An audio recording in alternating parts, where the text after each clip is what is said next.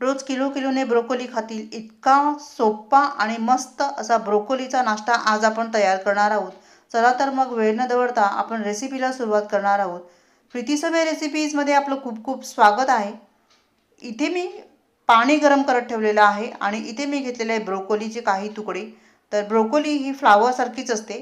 तर आपण आता पाणी गरम केलेलं आहे. ह्या गरम पाण्यामध्ये ही ब्रोकोली जी आहे ती एक 5 ते 7 मिनटं आपण अशी झाकून ठेवणार आहोत आणि ह्याला थोडंसं शिजवून घेणार आहोत 50 ते 60%. तर ह्यावर झाकण ठेवूया आणि 5-7 मिनटं आपण वाट पाहूया. 5-7 मिनटानंतर ब्रोकोली 50 ते 60% मस्त अशी शिजलेली आहे, मऊ झालेली आहे आणि पहा ह्याचा कलरही खूप छान आलेला आहे, हिरवी झालेली आहे ती एकदम. तर आता आपण ह्याला बाहेर काढूया आणि यानंतर ही ब्रोकोली जी आहे ती आपण बारीक चिरून घेणार आहोत. शक्यतो आपण नाश्ता तयार करणार आहोत त्यामुळे देठाचा वापर करणार नाही आहोत. देठ तुम्ही भाजी बनवत असाल तर देठाचा वापर करू शकता, कारण देठामध्ये पण भरपूर जीवनसत्व असतात, तर देठ वाया घालवू नका. ब्रोकोली ही फ्लावर टाईपच असते, त्यामुळे फ्लावर जसा असतो तशीच ही ब्रोकोली आहे. ब्रोकोलीमध्ये भरपूर जीवनसत्व आहेत, त्यामुळे फ्लावरपेक्षा ब्रोकोली ही खूप श्रेष्ठ आहे.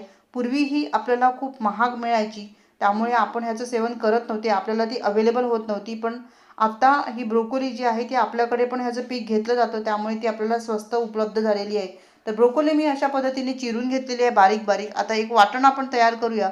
तर इथे मी 3 मिरची, 1 इंच आलं आणि 5-6 लसूण पाकळ्या घेतल्यात.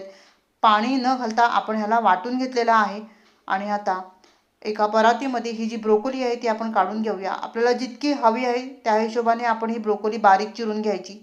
तर मी इथे ब्रोकोलीचे काही तुकडे घेतलेले होते आणि ह्यामध्येच आता एक मध्यम आकाराचा कांदा बारीक चिरून घेतलेला आहे. यामध्येच आलं लसूण मिरचीचा ठेचा आपण जो तयार केला होता तो आपण घालून घेऊ आणि यानंतर ह्यामध्ये आपण घालणार आहोत भरपूर कोथिंबीर बारीक चिरलेली. आणि आता इथे मी घेतलेला आहे 1 कप तांदळाचं पीठ. यानंतर यामध्ये आपण घालणार आहोत चवीनुसार मीठ. ओवा घेतलेला आहे अर्धा चमचा, हाताने चांगला मस्त असं चोळून घ्यायचा, म्हणजे ह्याचा सुवास छान येतो.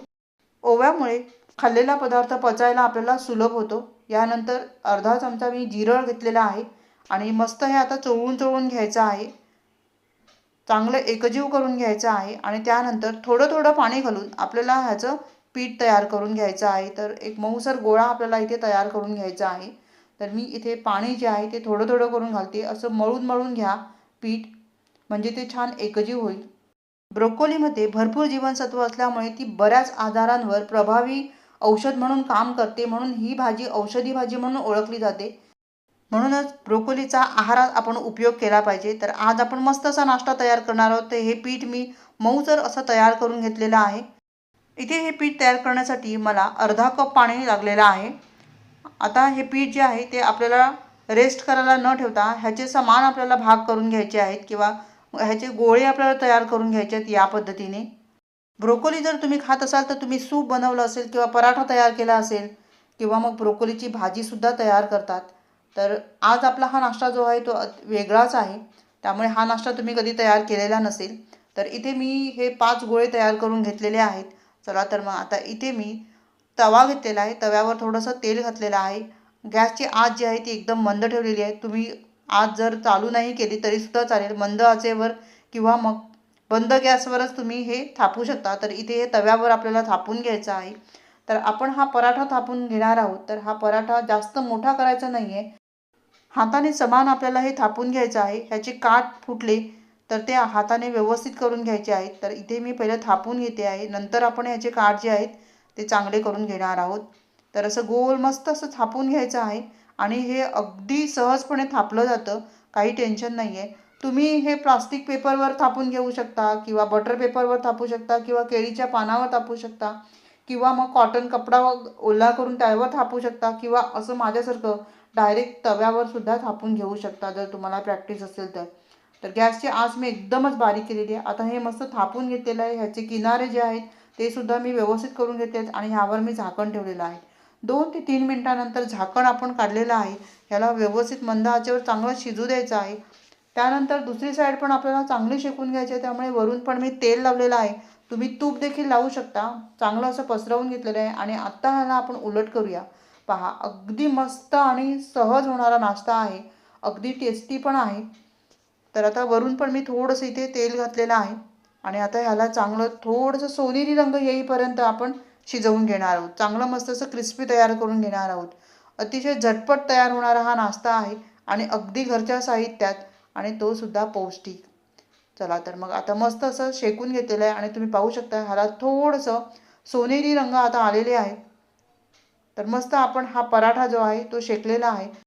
साऊथ इंडियन अख्खी रोटी जशी बनवतात तसाच हा प्रकार आहे, फक्त मी इथे भाज्यांऐवजी ब्रोकोलीचा वापर केलेला आहे आणि मस्त हा पराठा तयार झालेला आहे. तुम्ही ह्याला रोटी म्हणू शकता, पराठा म्हणू शकता, थालीपीठ म्हणू शकता. तो त्या कॅटेगरीमध्ये हा नाश्ता तयार होतो. चला तर मग मी इथे आता मस्त हे तयार करून घेतलेला आहे आणि आणि असाच मी दुसरा पराठा थापून घेतलेला आहे. त्याचे काठ चांगले करून घेते आणि ह्यावर झाकण ठेवून आपण ह्याला शिजवून घेऊया. थंडीमध्ये ब्रोकोली आपल्याला भरपूर प्रमाणात उपलब्ध होते. सध्या ती आपल्याला स्वस्त दरामध्ये उपलब्ध होत आहे. तर ब्रोकोलीचा तुम्ही नक्की आपल्या आहारामध्ये समावेश करून घ्या आणि ह्या ब्रोकोलीचे तुम्ही भजी तयार करू शकता किंवा मग मुटके तयार करू शकता. पराठा तर आपण बनवतोच. हा एक वेगळ्या पद्धतीचा पराठा मी तयार केलेला आहे. ब्रोकोलीची भजी किंवा मुटके ह्याची रेसिपी जर तुम्हाला हवी असेल तर मला नक्की कमेंट करून सांगा. मी नक्की हे बनवण्याचा प्रयत्न करेन. ब्रोकोलीचा मस्त असा नाश्ता आज आपला तयार झालेला आहे. तुम्ही लोणच्यासोबत ह्याला सर्व करू शकता. अगदी छान लागतो आणि पहा दिसायला किती सुंदर दिसतो. अगदी सॉफ्ट आहे. वरून थोडासा कुरकुरीत आणि आतून एकदम सॉफ्ट आहे. चवही त्याची खूप छान आहे. रेसिपी आवडली तर लाईक करायला विसरू नका.